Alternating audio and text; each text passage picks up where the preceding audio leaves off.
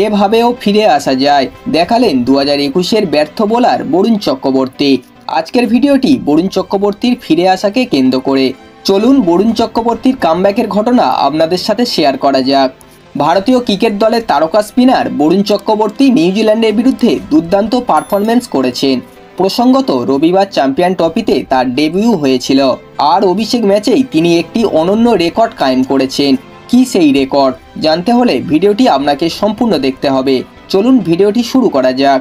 Champions ট্রফির ইতিহাসে কোনো ডেবিউট্যান্ট ক্রিকেটার হিসাবে বরুণ ভারতীয় বোলারদের মধ্যে সবচেয়ে ভালো পারফরম্যান্স করেছেন। উল্লেখযোগ্য বিষয় হলো নিউজিল্যান্ডের বিরুদ্ধে বরুণ 42 রান দিয়ে 5টি উইকেট শিকার করেন। তার থেকেও বড় কথা, বরুণের নিখুঁত লাইন এবং লেন্থের সামনে কিউই ব্যাটারদের কার্যত দিশেহারা দেখায়।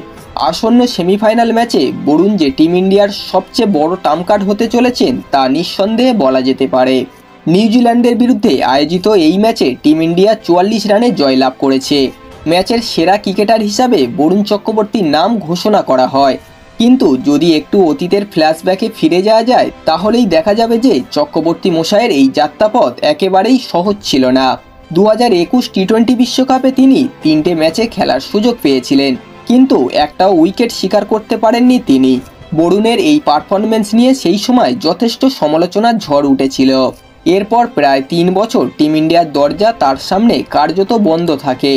এরপর চ্যাম্পিয়ন ট্রফি খেলতে টিম ইন্ডিয়ার সঙ্গে দুবাই আসেন তিনি। প্রথম দুটো ম্যাচ তাকে রিজার্ভ বেঞ্চে বসেই কাটাতে হয়। অবশেষে আসে সেই সুযোগ। কেরিয়ারের দ্বিতীয় ওয়ানডে ম্যাচেই তিনি 5টি উইকেট শিকার করেন এবং ম্যাচের সেরা পুরস্কার অর্জন করেছেন। বরুণের পারফরম্যান্স দেখে ওজি ক্রিকেটারদের ঘুম যে ইতিমধ্যেই উড়ে গিয়েছে সেটা আর আলাদা করে বলার দরকার নেই। বন্ধুরা, এই ছিল আজকের ভিডিওটি। ফাইনাল ম্যাচে বরুণ কি সুযোগ পাবে? অবশ্যই আপনাদের মতামত কমেন্ট করে জানাবেন। ভিডিওটি ভালো লাগলে একটা লাইক করে দেবেন এবং এই ধরনের ক্রিকেট নিউজ সবার আগে পাওয়ার জন্য চ্যানেলটিকে অবশ্যই সাবস্ক্রাইব করে দেবেন।